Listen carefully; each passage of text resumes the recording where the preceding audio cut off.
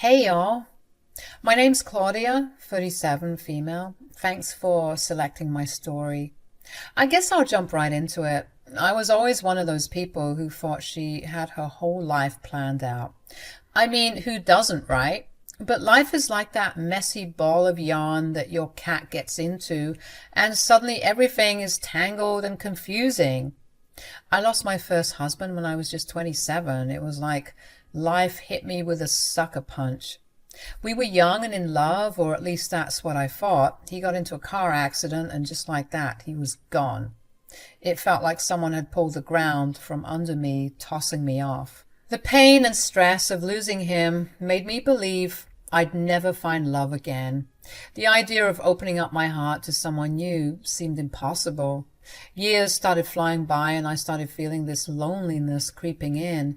I craved companionship, but the idea of jumping into the dating scene terrified me. Where do you even start? So there I was, dabbling in the world of online dating, speed dating, you name it. But honestly, no man seemed to ignite that spark. They were either too bland, too intense, or just not the right fit. It felt like searching for a needle in a haystack. Enter Lester. Now, Lester was different. He had this Cuban-American charm that intrigued me. It wasn't love at first sight, but there was something about the way he made me laugh. We started talking, and before I knew it, we were inseparable. You're incredible, Claudia. I never thought I'd be able to find love in this lifetime, but you came around and changed my whole life.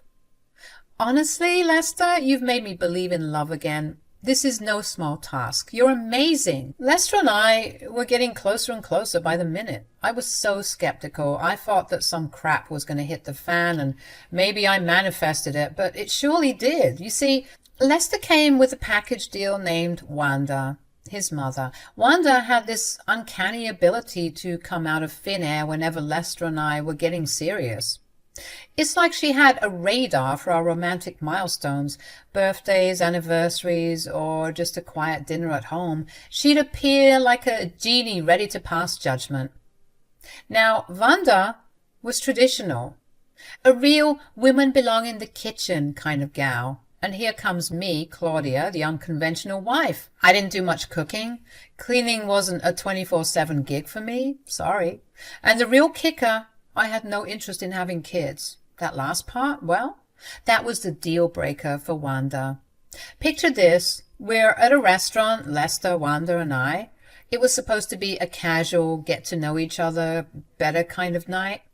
Little did I know it was the night Wanda would discover my non-traditional stance on motherhood.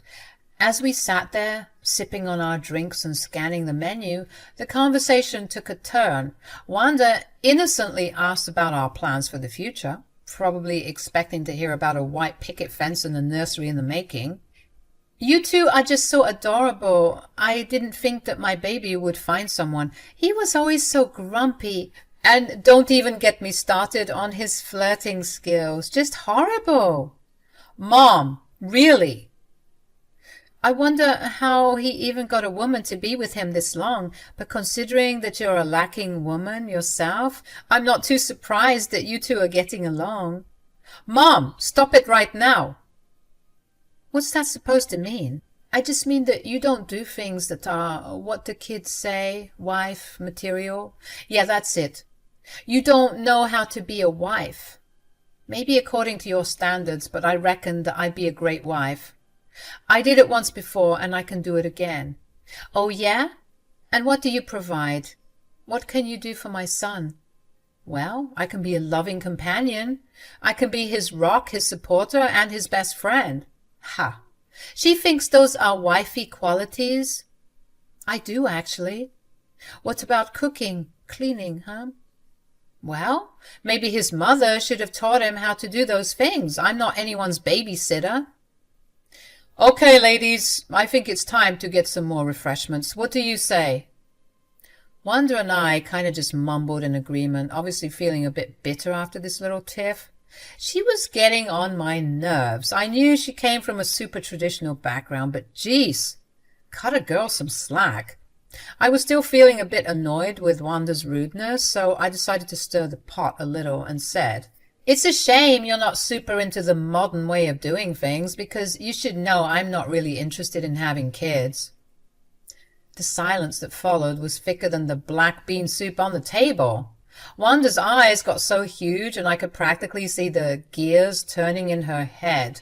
I knew at that moment there was no turning back. I had just dented the picture-perfect image she had for her son's future. Wanda, being the traditionalist, had probably envisioned family gatherings with grandkids running around, a big Thanksgiving table, and a bustling home filled with the pitter-patter of little feet. What she got instead was a future daughter-in-law who preferred a quiet dinner date over changing diapers. She started rambling. No children? What the hell is wrong with today's kids? Mama, please calm down. People are starting to stare. I don't care. This woman is trying to give me a heart attack. I don't know what the fuss is all about. I'm 36, for God's sakes. Did you think that I'd have all the time in the world to birth a team of footballers just so you could have grandkids? Lester, if you don't leave this woman right now. How dare you? Ladies, enough. Mom, I love you, but I love this woman. She's the love of my life. I know we're not doing things traditionally, but I promise you I'll be fine. Whatever. Don't come crawling to me when it doesn't work out. Now, where's that damn waiter? From that day forward, Wanda fully disapproved of our relationship. I mean, she wasn't exactly gung-ho about it before either, but this time, oh yeah, she was ready to put my head on a chopping block. It wasn't just about the kids, it was about the clash of traditions and expectations, and a clear lack of respect from both sides. Every time she dropped by unexpectedly or offered to teach me a proper recipe, it felt like a not-so-subtle reminder of annoyance with me, and I didn't take that kind of nice, nasty, passive-aggressive BS. So I would always snap right back at her. It was not a good relationship dynamic, to say the least. But love, stubborn as it is, kept Lester and me going. Despite the cultural differences and the dent in our relationship, we set out for our own version of happiness, one that didn't fit the traditional mold but felt uniquely ours, or so I thought. Within a year, Lester and I found ourselves exchanging vows. The wedding bells rang and I found myself blissfully married. But oh boy, did that send Wanda over the edge. She moaned and groaned about how it was all too soon and how it didn't make any sense.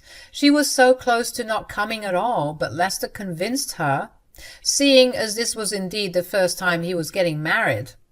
Looking back, I realize this might be the only thing we ever agreed on. The wedding brought out Wanda's traditionalist side in full force. She questioned our decision, shook her head constantly, and probably lost a few nights' sleep over the idea that her son was now a married man. Her son, who was supposed to follow the path she'd envisioned for him, the path of a traditional family with a traditional wife and traditional grandkids. Shortly after the wedding, Lester came to me with a big surprise. And no, it wasn't a sandwich at midnight, although that would have been delightful. It was an announcement that made my heart skip a beat. Imagine my surprise when Lester came up to me and said, "My mom is going to move in with us." He didn't even ask me. That was a huge red flag, but of course I didn't see it till it was too late. I couldn't wrap my head around it. Wanda wasn't frail or in need of constant care. She was vibrant and independent, maybe too much even. So why on earth did she need to live with us? It was like my cozy little life was being invaded by a hurricane named Wanda. Despite the weirdness of the situation, I agreed. Love makes you do strange things, right? So Wanda moved in, bringing her spicy cooking and a constant stream of advice. I thought I was signing up for a lifetime partnership with Lester, not a mother-in-law who'd give me tips on how to keep her son happy. It was a nightmare. I felt so anxious in my own home. Wanda's presence was scary and annoying. She had this knack for popping up in our personal spaces when we least expected it, offering relationship advice with the side of arroz con frijoles. It was like living in a romantic comedy written by someone who had never been married. Why was she always up in our business? When Lester and I would have our morning alone, she was there. When we would work out together, she was there. When we were having a romantic movie night, she was there. One day I got upset and I blurted out, "Isn't it enough that you're invading our personal space? Why must you be everywhere all the time?" Wanda and Lester were shocked that that came out of my mouth. Honestly, I was shocked too. And then Wanda said something even more shocking. "If you have a problem with it, then you should talk to Lester, because he was the one who wanted me here." I was utterly shocked when I found out the truth. I turned to Lester, giving him that look that said, "Is that true?" The poor guy seemed too embarrassed to offer any defense. Well, I got my confirmation. You see, these past couple of months, he had me believing that it was his mother who wanted to be there, how she practically begged him to move in with us. But his lack of response told me everything I needed to know. Without saying anything, I stormed upstairs, slammed the bedroom door shut, and locked it behind me. He was going to sleep on the couch that night, and I didn't care about his bad back. The next morning, the house was filled with awkwardness. I didn't like Wanda. Wanda didn't like me, and I didn't like Lester at that moment. It felt like some stupid high school game. As the days turned into weeks, I found myself questioning why I did this to myself. I started reconsidering everything, thinking that I jumped into this way too fast. The spark that was once there was now flickering, replaced by feelings of resentment and disappointment. A month crawled by, and there I was, engrossed in my work in the home office, when I heard some commotion outside. I thought that Wanda was just moving things around again, but I couldn't be more wrong. I couldn't believe my eyes when I saw Wanda and Lester packing up some bags, moving things outside the house as if they had an escape plan in motion. Confused and concerned, I approached Lester, asking him what the heck was going on, but he seemed both embarrassed and irritated, avoiding eye contact and answering me altogether. Rude, frustrated with Lester's lack of response, I turned to Wanda directly, hoping to unravel the mystery, and to my surprise she smugly said, "I'm giving you what you wanted. I'm moving out." Initially, I'm not going to lie, you all, a wave of relief washed over me. Finally, my sick mother-in-law was leaving my house, meaning that I'd finally have my husband to myself. I thought that Lester had finally grown a pair and stood up to his mom, paving the way for us to repair our strained relationship. However, my relief was short-lived when Wanda dropped another bomb. "And I'm taking my son with me." The revelation hit me like a ton of bricks. What? Why? I was hurt. I was angry, and I was confused. Wanda went on to explain that they were both tired of my BS, and that they wanted some peace of mind. "I even told him to divorce you, seeing as he doesn't need you anymore. But he said he still loves you, which is unfortunate." "Is that true, Lester? Do you love me?" "Of course it's true." "Then why are you leaving me?" "It's because he doesn't want anything to do with you. I mean, look at you. What sort of wife are you? You can't cook, you can't clean. That's why he wanted me to move in the first place. He knew he would probably starve to death if I wasn't around." Ouch. I looked at Lester, and he just looked away.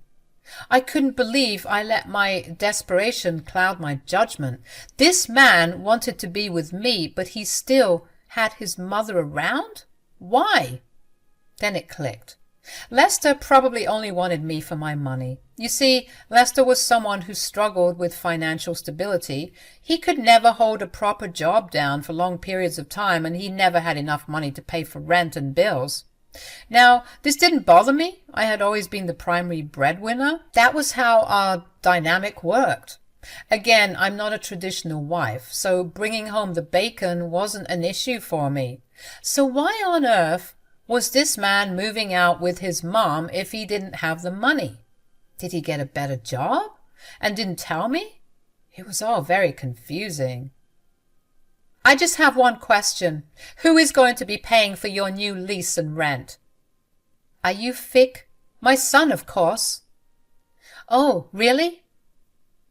"Well then, if that's the case, then fine. You two can go." Lester had the gall to be upset. What? You're giving up on us just like that? Why not? You've made the decision to leave with your mom, so you two can go. Claudia, let's talk about this. We weren't even being that serious about leaving.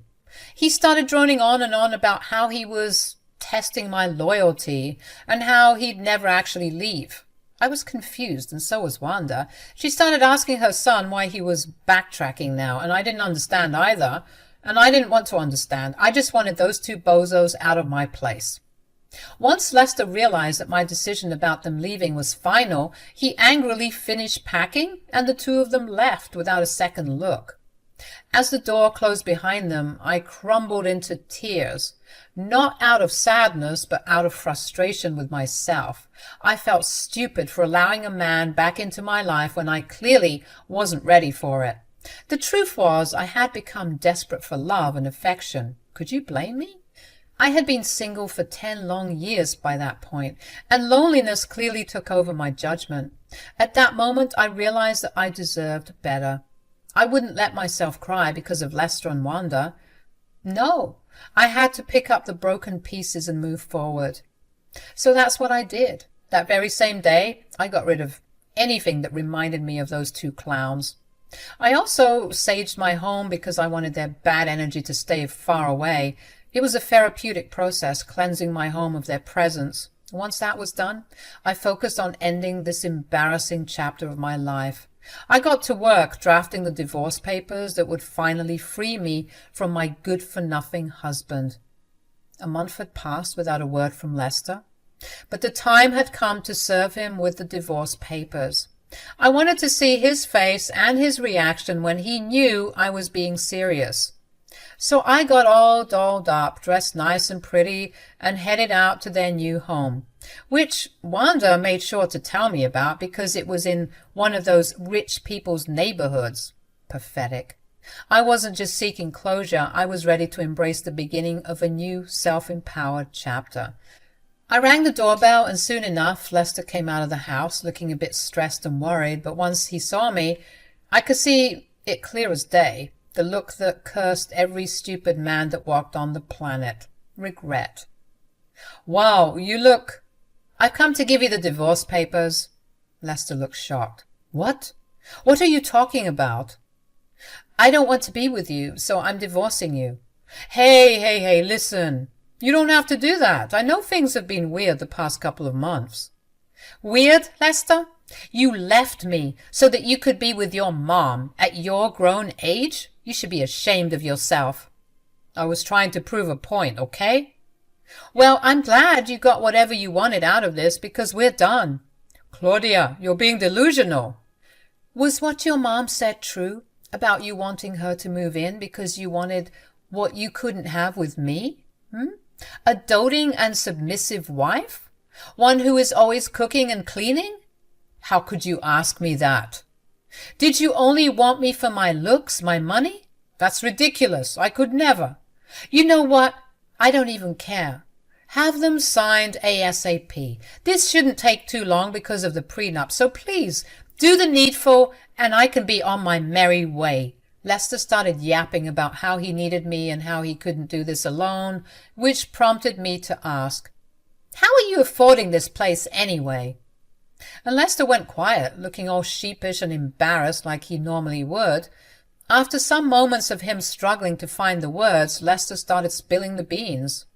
Because of our argument, you know, the one where he lied to me, Lester got upset. He was mad because I wasn't speaking to him. So to teach me a lesson, he wanted to scare me by pretending to move out of the house with his mom, hoping that I'd fight for our relationship and start talking to him again. What an idiot. So when things didn't go according to plan, he quickly got himself a fancy place that he could barely afford, and when I looked at the place, it was decent. I'm not going to lie. Even when I pulled into the driveway, I felt intimidated. He started getting more and more panicky when he saw that I wasn't budging, saying that he didn't know how he was going to cover rent for the next month. I started laughing, and this pissed him off. He began begging and pleading for another chance. He said he couldn't survive without me, acknowledging how he messed up and how he learned his lesson. However, I had learned my lesson and wasn't about to fall for the same manipulative tactics. He kept trying to go back and forth with me, and I was forced to drop the papers at his feet and leave. 1 more month went by, and I was minding my own business when my phone rang. The caller ID showed Wanda's name, and I couldn't help but wonder what she could possibly want. I answered the call, only to be met with a tone of desperation and frustration in Wanda's voice. "Claudia, this fool, this moron, he's ruined everything. Please, you have to help me, please." "What's going on? Slow down." "Lester, he lied to me. He said he had the funds for this place, but we're only 2 months in and completely drained of cash. You have to help us." I couldn't help but laugh. Wanda didn't find this amusing, so she started calling me heartless and selfish, saying I was awful for not helping her mother-in-law and her husband. "Damn, he didn't tell you that either?" "Tell me what? What's going on?" "I dropped off the divorce papers a month ago. We're in the process of ending things, so I don't owe you anything." "What?" "He told me to call you and ask for help." He couldn't even face me himself. "Wanda, no offense, but you did a terrible job raising that man." Wanda started yelling at Lester in Spanish, and I couldn't get everything, but it wasn't rocket science to figure out that she was cursing that man out, probably regretting not getting her period when she was pregnant with him. I could hear him shouting back in the background, but she just wouldn't let him get a word in. He was in the wrong, and he needed to know it. I'm guessing Wanda forgot to hang up because the fight continued. I was considering getting some popcorn so that I could witness the chaos. It was crazy, you all. I heard dishes break and things being thrown. It sounded like a fight club on the other line. Finally, Wanda got back on the phone, panting. "Claudia, I know you don't owe us anything, but please." "Stop right there, Wanda. Since day one, you've been awful to me. You called me all sorts of names and made me feel bad, and now you want me to help you? I know you only have 2 brain cells to rub together, but please think about that for a second and ask yourself if you think that's ever going to happen. But you and your son are some of the stupidest people I've ever met. Do me a favor and pretend that this marriage never even happened. I don't want it following me." "Claudia, wait. Oh, and good luck scrounging up money to pay for your rent." Then I hung up the phone. She tried calling me back, and when that wasn't working, she was texting. I blocked her. Revenge never felt so good, you all. I know she was punching the air and ripping her hair out. I was living peacefully in my house, enjoying my own company, and the people who made me suffer for the past couple of months were now panicking and were on the verge of being homeless. Funny how karma works, huh? Lester can't even be mad because he did this to himself. It was really such a shame, but I'm glad it's no longer my business. Good riddance.